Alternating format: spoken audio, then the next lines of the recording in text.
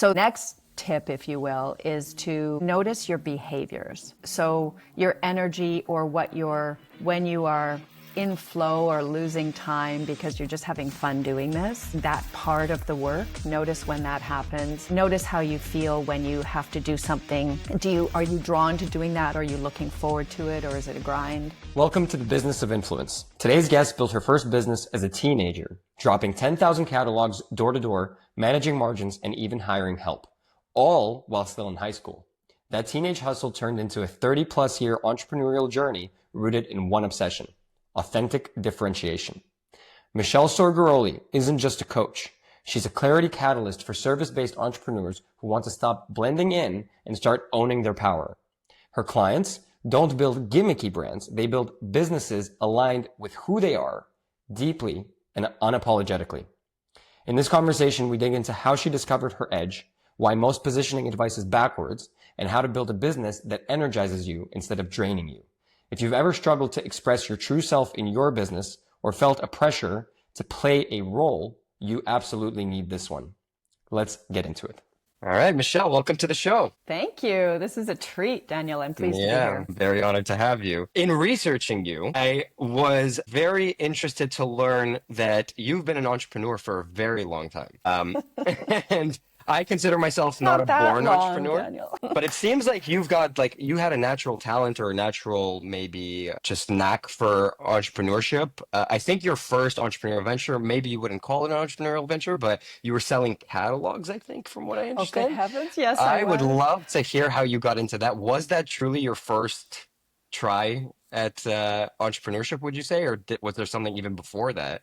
Yeah, no, that was in my teenage years. That's so I wasn't selling catalogs, but I was the catalog was the mechanism that we used it represented products. So it was Regal Stationery and Home Goods, and they're not even in business anymore, but Regal Stationery and Home Goods, they sold everything through a distribution network, and I was a distributor with my brother, actually, who's younger than I am. So the two of us in high school started our Regal distribution business, and the catalog was how we let people know what products we were representing.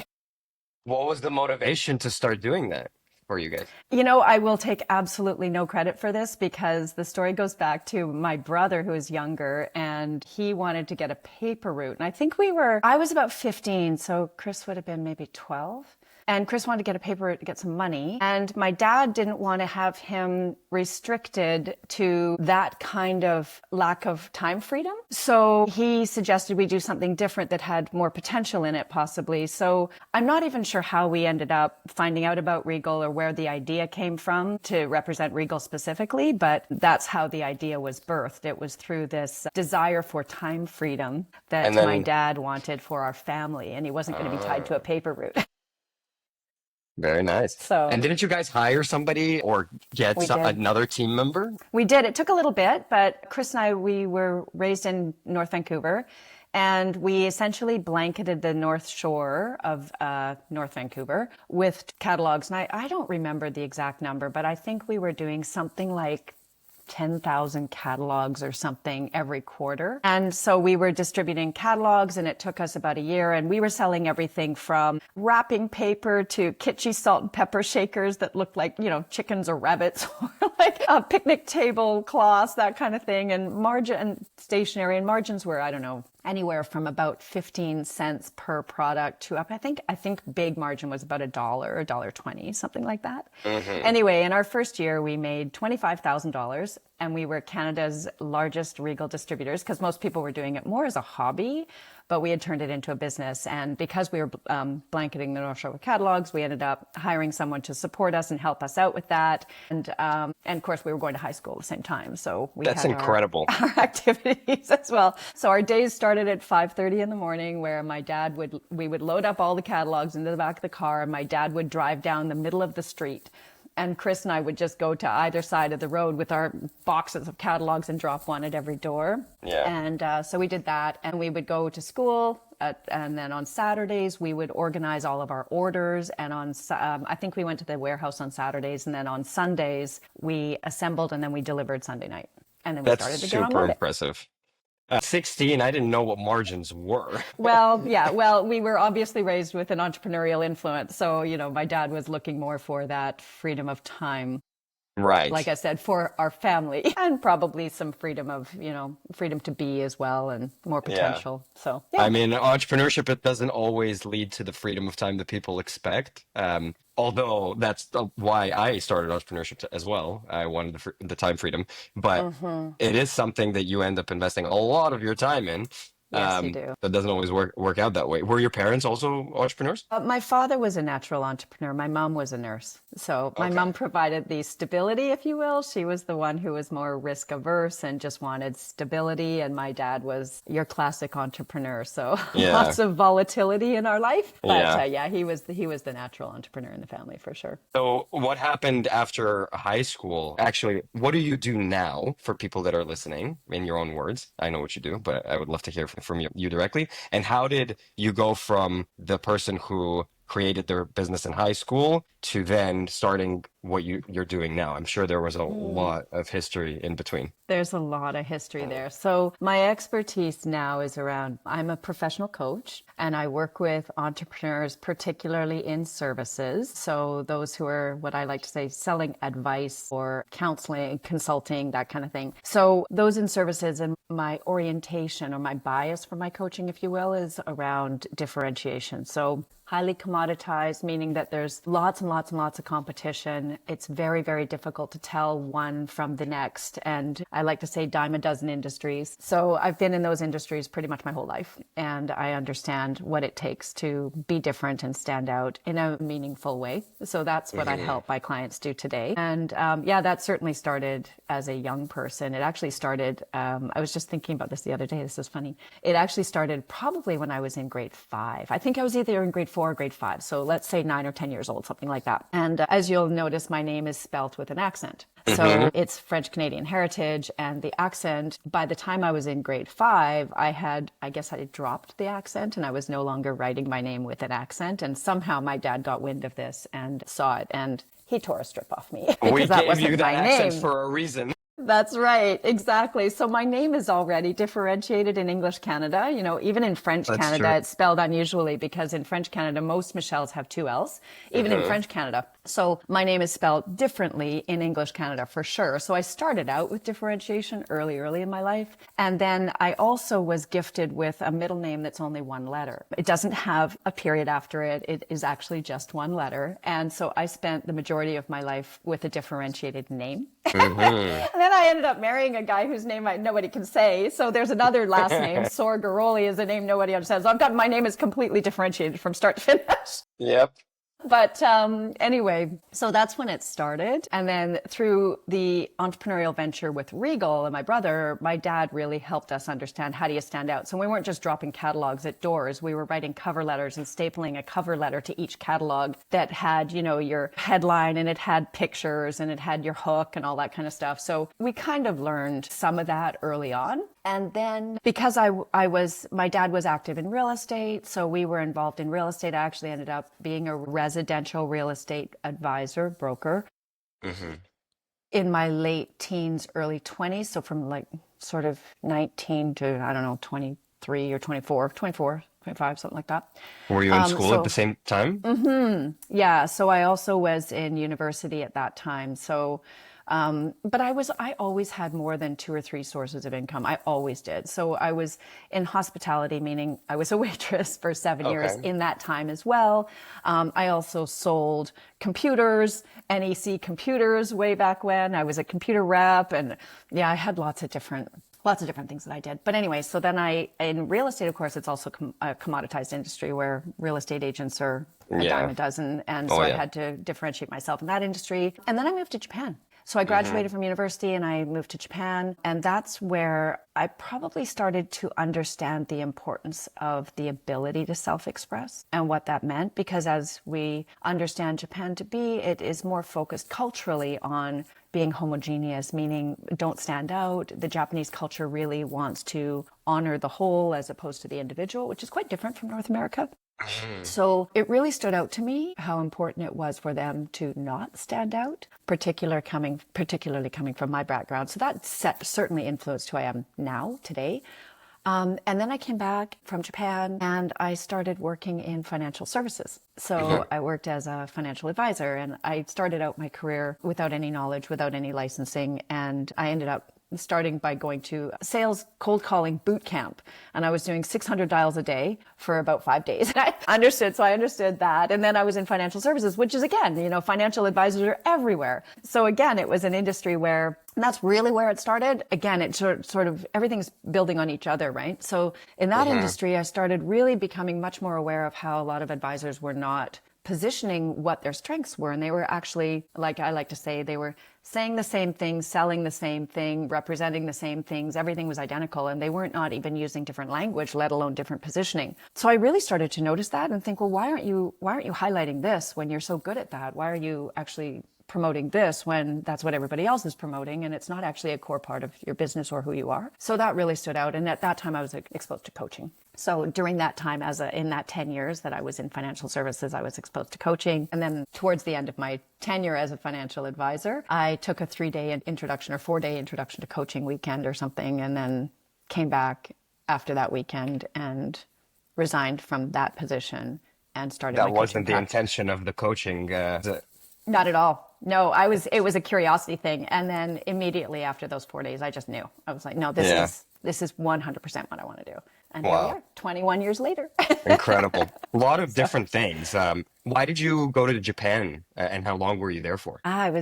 So I went to Japan. I was 25. I had just graduated from university. I was selling real estate. And candidly, I was very unhappy in real estate. I did not like it. Obviously, it was an influence from my father because he was in real estate. So it seemed like a good idea to him, promoting, again, one of his values was freedom of time and financial leverage and sales and commissions and whatnot. So his motivation was not necessarily mine. But nonetheless, I was influenced and followed that. I just thought, you know what, as I like to say at the time, I didn't have a job that I was in that I liked. I wasn't attached to a relationship. I didn't have any chattels per se that were keeping me in Canada. I thought, heck, I'm 25 years old. I just graduated from university. I don't know what I want to do. If I'm going to travel, it's now or never sort of thing, if I'm going to do anything exciting. So off I went to teach ESL, and I lived there for 2 years. Nice. Best thing I Very ever cool. did. Best thing.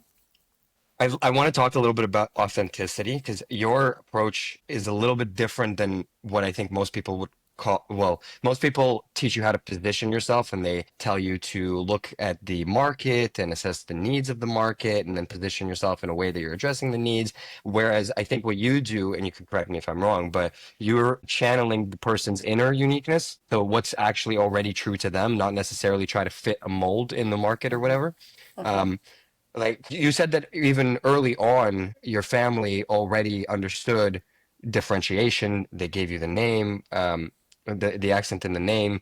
There was already something that was differentiated about you. But I wonder if maybe you were differentiated in the beginning in a way that was more conforming to the expectations of family, and then maybe later on you figured out what's actually true for you. Tell me a little bit about how people can identify, like, how do people know if they're just trying to position or brand themselves in a way that fits the expectations from society or from their family, rather than figuring out their true uniqueness, and how do they then express that to people? And what's the difference? Like, maybe not which one is better, but they're different. To me, they're very different. So maybe you can explain the difference. That's a big question. We could talk about that for a while. This could be fun. Yeah. So fundamentally, I think you're right. Most of us, especially when we're starting out, and first I want to highlight that you'll notice that all my expertise is around services and consulting and selling advice. And this does not apply to products. So if we're representing a product, like a Nike shoe, for example, none of this is necessarily true. But for services specifically, we market services and present ourselves in services very differently. So this applies to services. So that's why I stay inside my zone to do what Makes I know. Sense. So the thing about, you're right, most times, just like in products, when we learn about marketing, most often it's about positioning a product. And so we have to find where the gap is in the industry, where there is opportunity for us to create our edge of the wedge, if you will, and in product. So that's most often how we're trained. And I think that, or most often how marketing is influenced and how differentiation is influenced. Now, I'm not even in marketing, which is interesting, but what I think that influences how we see ourselves. So when we first start in our business, and I think this is an important piece as well, when we first start out, we're literally just trying to pay the bills. So we're a bit of a chameleon. We're trying to figure out, what do people like? We don't really have enough experience with the industry or with our own craft, if you will, to know what we're good at, what we're not good at, because we don't have the experience ourselves. So that piece is difficult.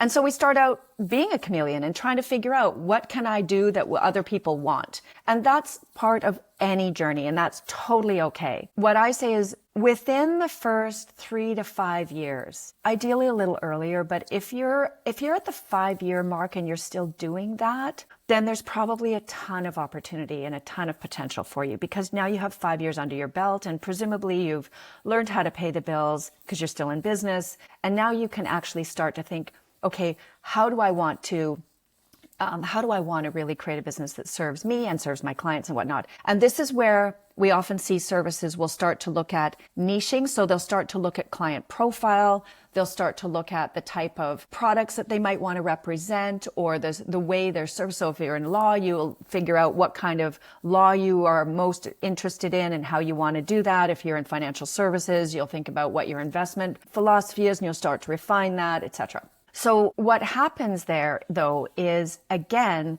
we're looking from the outside in, and we're looking to see what the gaps are and what clients are best opportunities. So we tend to go with higher value clients, and we look to higher value clients, and then we try to create an offer that will serve them. So this is where I do things differently. I say, okay, that's true. All of that is true. However, if you start with yourself, and what you were asking about is, how do you know whether you're serving family values or yourself? In this example, you're actually serving industry values in those early years, because you're following your training. So you're following industry, you're learning how to do the craft. And you're being certain values and certain expectations and certain regulatory requirements are being imposed upon you, that's affecting how you think and how you behave and what you do, how you plan your business. So at that point, once you're a little further on, now you can start asking yourself, well, when do I shine? When do I light up like a firecracker? When do I get excited about the work? What are the circumstances around which I am fueled and motivated and excited and elevated energetically?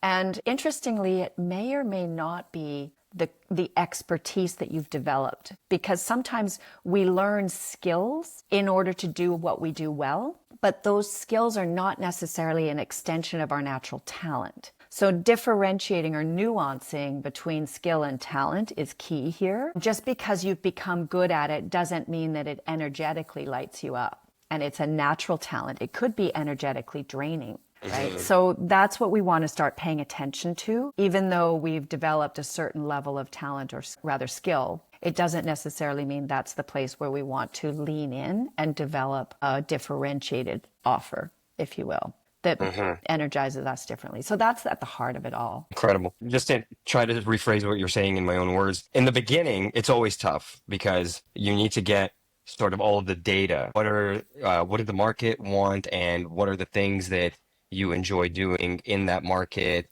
And then once you've learned how to pay the bills, now you've developed some skills, now you can start identifying what are the things that actually do light you up. And do you have any tips and tricks for people to, because when you're so busy in the business, it's hard to like really stop and reflect on what are the things that you truly enjoy that are lighting you up? Do you have any tips and tricks that you help your clients with? Like, do they, I don't know, set a journal nearby and just write things down as something lights them up? Or do you have some other way that you can help people identify what are those things that light them up? Yeah, that's great. The first tip is actually make the time. As you said, we're so busy and we're so deep inside it, we don't make the time.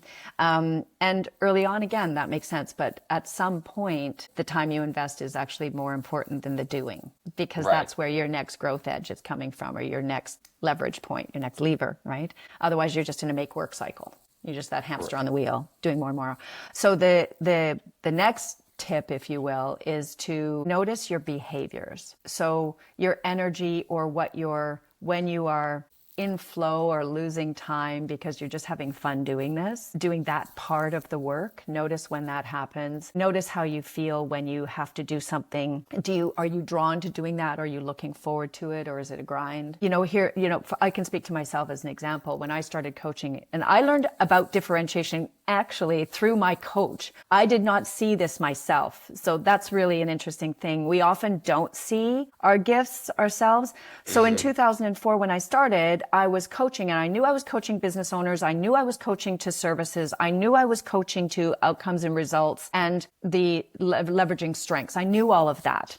But it took me a few years to figure out the differentiation with my actual coach when she actually said to me, I think it was 2006. So a couple of years in, she said, well, you're a differentiation coach. And I said, what the heck is that? In 2006, coaching wasn't even a real thing. So I was like, I was still trying to position myself as a business coach, not a life coach. Cause back then life coaching was the thing. And it was grouped into the counseling or therapy bucket, if you will. So business coaching was already differentiated, then to nuance it even further. So I had to do some work on that when she said, you're a differentiation coach. I said, what is that? And she said, well, that's your job to figure out, not mine, but that's what you do. I'm like, oh, that's interesting. Okay. And she was right. So the thing that early on though, before that, when I speak about me, when I was coaching back in those days, everybody wanted a coach for accountability. And so I would hear people say, I need someone to hold me accountable, or I want someone to report to. And I was lucky because I knew right out of the gates, I'm terrible at accountability. I don't even hold my children accountable, for crying out loud. Like, they hold themselves accountable. I set up systems and it's all about consequences for me. So for me, I highlight consequences. I don't say, hey, have you done your homework? And so I would always say, if you are looking for me to hold you accountable, I will fail you miserably. First, because I'm not oriented that way. And secondly, because I'm not practiced at it. I don't know how. So understanding that limitation or boundary, if you will, around I was setting myself up to fail if I was agreeing to an engagement where someone was valuing and buying accountability from me. I was setting myself up for failure. So that's okay. So I thought, okay, so what do I do instead? And so I said, this is why philosophically, and this is what your listeners can do as well. Philosophically, why am I so against accountability coaching or not good at it? And it's because I believe consequences are the things that drive us. So if we're being pushed to avoid something, or if we're being pulled towards something, the consequences or the outcomes, consequences are negative, outcomes are positive typically, but we want to be thinking about what it is that is motivating our behaviors. What are we moving away from, and what are we moving towards? And then the accountability it's driven internally. And we don't need someone to ask us to do something. And very often accountability is around something that we think we should do or we have to do, even though it's not true. So that's probably at the premise of everything. I want people to be internally driven rather than held accountable by someone else, because it's very disempowering. I fundamentally believe it takes all the control away from the person who is wanting to be held accountable, right? I do see the appeal for accountability, even if we think about fitness, for example. If there's somebody in your life that you are telling that you have this goal and you want them to hold you accountable to that, ideally you want somebody that you don't want to disappoint. So maybe a spouse. And it's a big driver, I think, for people, to the desire to not disappoint others.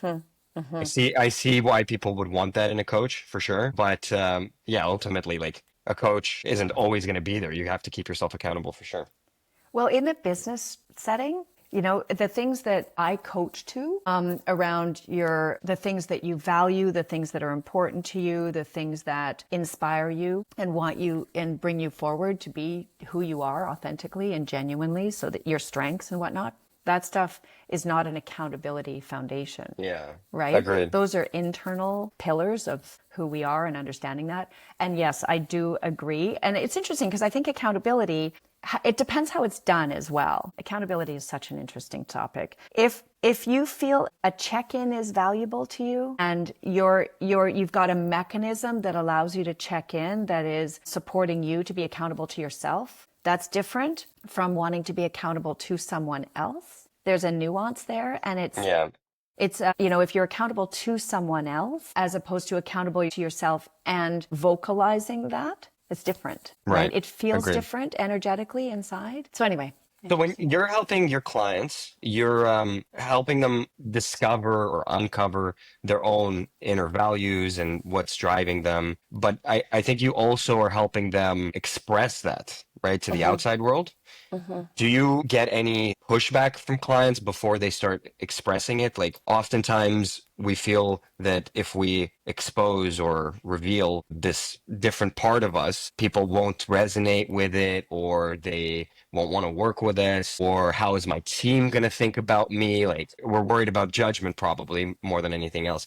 So what kind of pushback do you get usually? Is there like a process that you have to go through with every new client that comes in to get them to understand the value of this? Like, tell me a little bit about that. There's always, almost always pushback, almost always resistance because we've learned to be a certain way, right? Clients have learned, as have you and I, we've learned to be a certain way that is generating the kind of results we have so far or the kind of outcome we have so far. So changing that is hard. And sometimes when we are trying to or wanting to bring forward more of ourselves, it may be a part that we have either disregarded. It might be something that we have been even criticized for or reprimanded for or teased about. So this could be something that we tend to want to keep a little bit hidden and not bring forward. It might be something that we think is irrelevant in the business and it has no place in a professional setting. So there's a lot of resistance around bringing our fullness into our business. But again, this is why in services it's so important. This does not work in product sales. It works in services. And the reason it works in services is because when people understand who we are and when we show up with even our most controversial opinions and values, when we show up with those and convert and see how they are valuable, and that's the key. If we see how they are valuable to others, if we see how they can create a better outcome or how we can leverage that part of ourselves to create value for other people, then it becomes much, much easier. But usually the reason we're resisting is because we are not attributing any value to it, and perhaps even thinking my clients will leave, right? And some of them will. Some of them will. And that's okay. Because the ones that leave are not necessarily well aligned anyway, and you will attract the ones that value what it is that how you do what you do and why you do and what you do. They will value your style and your approach much more so than the ones who are getting the diminished or tempered version of you. Because there's nothing to get emotionally connected with. When you're tempering yourself, you're trying to fit within, I like to say there's a band, right? You're trying to fit within the band of normal. And I like to say vanilla. And what we want ultimately is if your clients don't have some kind of emotional reaction and your prospects, some kind of emotional reaction, and it doesn't have to be, aggressive, but it can be something where they're like, I like to say, if they're sitting straight up and down, they're neutral, right? They're like, yeah, okay, you're making sense. And that's all logic. And they're like, yeah, that sounds good. I like what you say. And yeah, that sounds like we could work together or not. But they're not excited. What you want is someone leaning in going, wow, you're really making a lot of sense. I like what I'm hearing here. Or you want someone who's saying, ooh, okay, I get you. I get where you're going, but this doesn't feel right for me. This style is not going to serve me well, or this is not an approach that I value or appreciate. And that's okay because it's going to eke out anyway. Right. They're going to experience it in tempered forms, which will create small moments of conflict or distrust or doubt or what have you. It all leaks out anyway. So we might just as well address it early on. I struggled with this a lot. So when you interviewed me, it got me thinking a lot about my past and how I used to think of things. Like, for example, I had a ballroom dancing past, and I always thought so I did a lot of performances in the GTA. After I stopped competing, I was doing shows for money. And as I was going through university, I started to question whether or not I should continue to do this. I was really enjoying it. It wasn't a ton of money, but it was something that it was great for exercise and it was just fun. And I got a lot of good feedback from people that were watching the show. So it was a lot of fun, but I started to think, well, this isn't professional. Like this greater Toronto area community, I'm going to be serving them as an accountant one day. And are they going to be looking at me as somebody who's like, why is the guy who was ballroom dancing at the restaurant now doing my taxes? So that was actually a big reason for why I gave that up. I Oh, wish I had found you earlier. that's so sad. Yeah. It's okay. I found new passions in life. I found guitar, and I'm still doing that, so that's fun. Yeah, no, that's what makes you interesting, Right. So I right? imagine a lot of people have these things that they suppress because they're worried that they're not going to be seen as professional. That's right, Yeah. exactly. And, the other thing I think that's missed here is your dancing stories. The story of mastering that craft would be highly relevant. You have countless metaphors to bring to your business, to bring to your clients that would help them see things differently through a different lens. Whether that's something that you lean on that gives you access to a different perspective, or whether that's something you share as a story with them. That Hmm. those all of those different points of interest make your business richer. They make your client experience richer, right? Yeah. And they make the value that you create richer for everyone. Agreed. So, yeah, you The should take it up again. Yeah. Well, my wife and I actually met over salsa dancing. We both used to be ballroom dancers, and definitely want to take that up again. But she is in the last stages of pregnancy right now, so probably not the right Not quite time. yet. Yeah, Yeah, but soon. that's Speaking of exciting. children, you've got your own. Mhm. How are you, like, what kinds of lessons do you want them to learn? Do you encourage them to be entrepreneurial as well? How do you encourage them to find their own uniqueness? I'm going to be a first-time father, so I am very, very interested Uh, in any advice that you have. oh, there's lots there. Parenting. So our kids are in their early to mid 20s, and we Mm. have two. Just at that age when they're going to want to start finding themselves, I guess. Yeah, well, our son he's graduated several years ago now, and he's full-time working in an entrepreneurial venture. It's not his, Okay. he didn't start it, but he's a co-founder. What do I want to say to this? I think I grew up with, as I mentioned, I grew up with a very strong entrepreneurial push. Hmm. And what I would share is, I mentioned I went to university. I went to here in Vancouver to UBC, which is where I met my husband actually. And this is a curious part of the story. And I think this is where parents need to be careful. I wanted to go to school. My dad wanted me to go to school. This is very, very different from most. My dad wanted me to go to school, and he wanted to make sure that he did everything in his power to stop me from graduating. Exactly. Cock of the head, right? Okay. He did not want me to graduate because Because, he said, if I have that piece of paper, I will get a job. And if I get a job, I will never be free. So now my mom was a nurse with a job. So I hmm had two very dramatic and drastically different inputs into my life. One was a nurse with a pension who worked 40 some odd years, retired with a pension.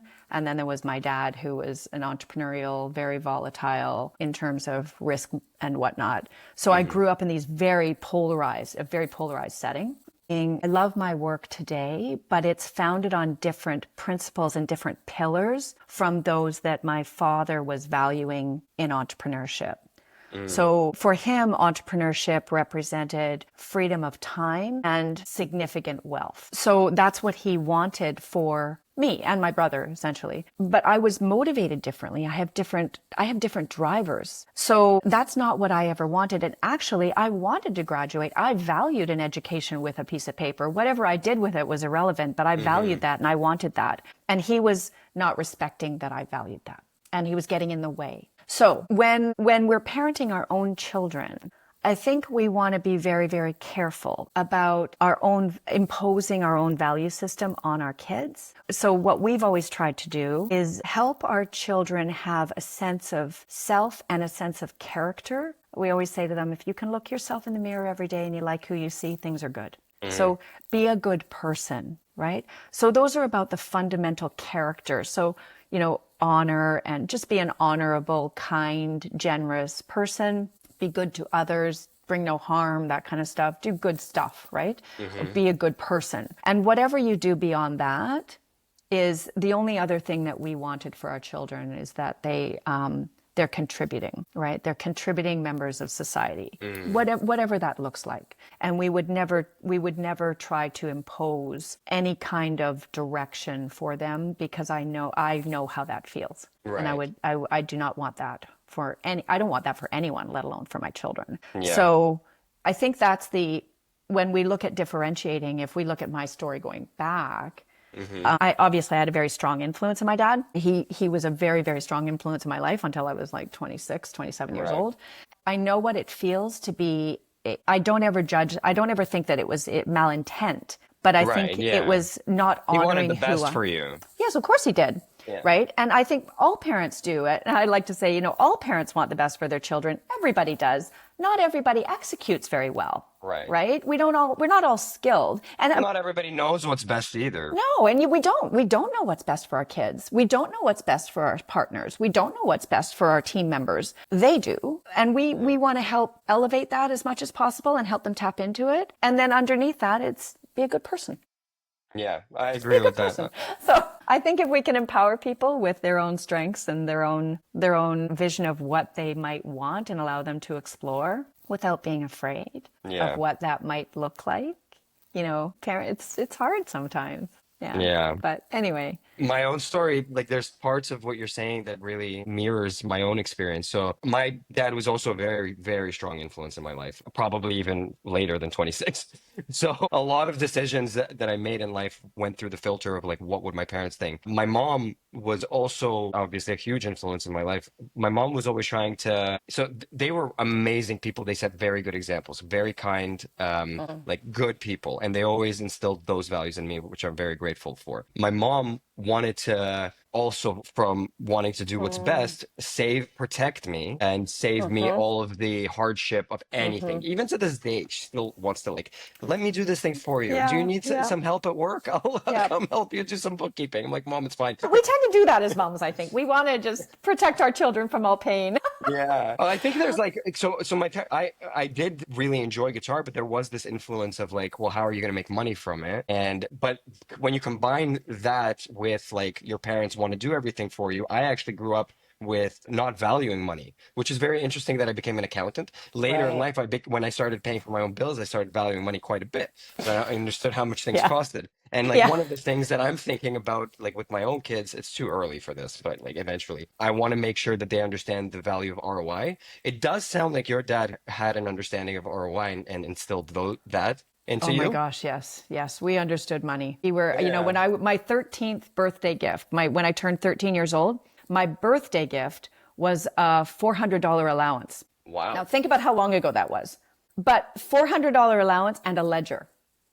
Wow. And my rent, my room and board was $325 of that. How old are you?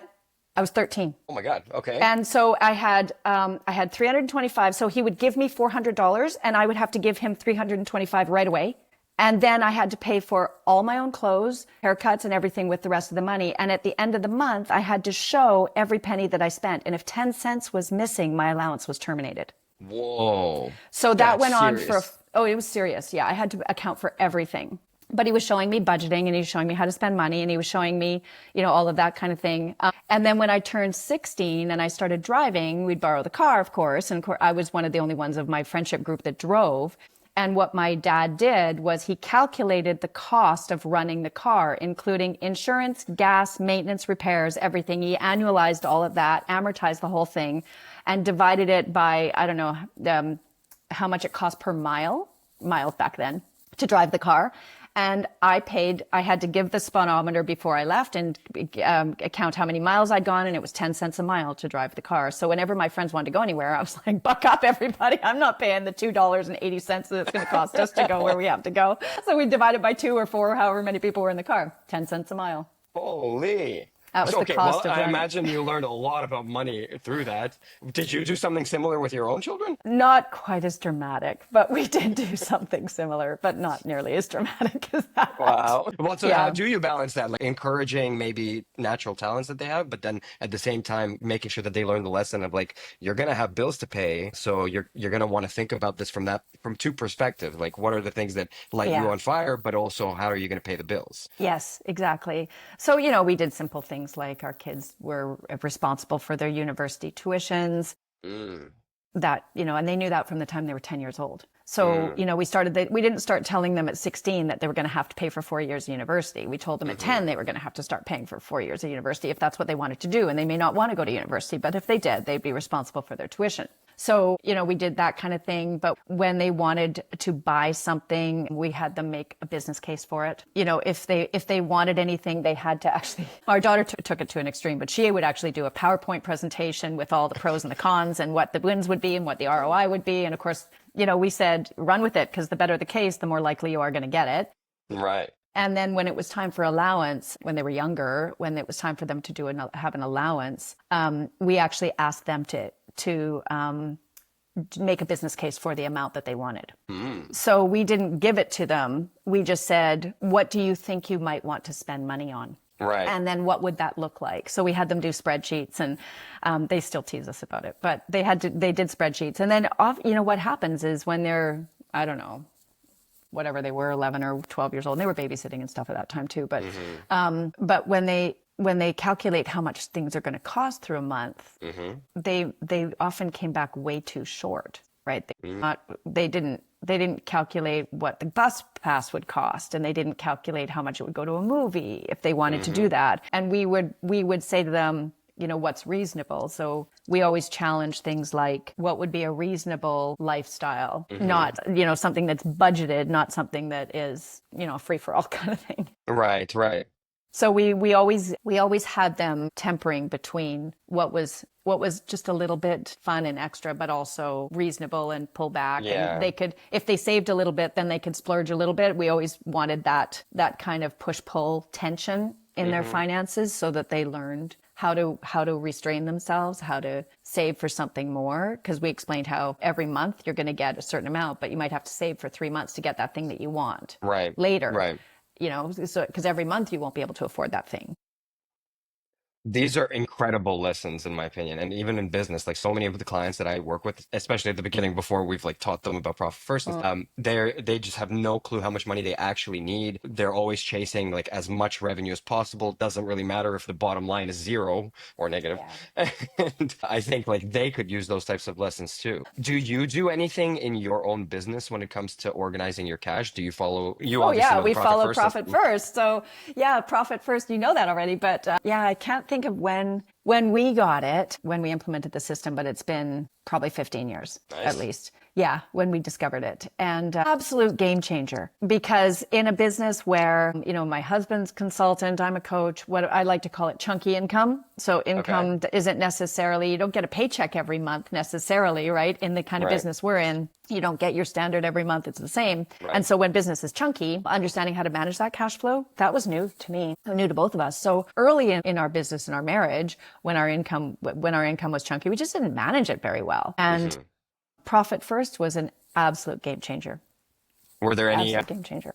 Before you implemented Profit First, were there any like wake up calls that you needed to system? Most people in their first year, they realize that they didn't save anything for taxes, and that becomes the wake up call for a lot of people. But sometimes there are others. I have lots of horror stories that I could share, but maybe. Yeah. No, it wasn't taxes, because I told you my father, our life was a little bit financially volatile. Right. My dad declared bankruptcy because he couldn't pay his taxes. We lost our house because he couldn't pay his taxes. So so taxes have always been a really heavy, really right here on for me. So that was never an issue. Trainer, there was always money for taxes. But no, it was things more investing in the business. So, again, chunks. So how you have to save chunks in order to make an investment in the business, as opposed to, this is how much money I have every month kind of thing. So it was an understanding where you might receive income in advance, if you will, and then you have to earn out, right? Earn that income over time. So that was something so that was that piece of the cash flow we didn't understand. So how do you deal with that now? Do you guys super easy. Do you set it aside before you've earned it, or do you just know that you need to at least hit this minimum, and anything on top of that is just bonus money? Like, how do you handle? No, it's all set. It's all set. We have a separate account for all unearned income. Amazing. Man, I've got, my clients call them PIFs, paid in fulls. And that's one of the things that I've seen a horror story with somebody that got a ton of paid in fulls. Yeah. and did not understand that this is not your monthly income, but you still have monthly expenses that you have to Yeah. cover, ends up spending a bunch of the money, and then you still need to fulfill. Now you got no money left. So Yeah.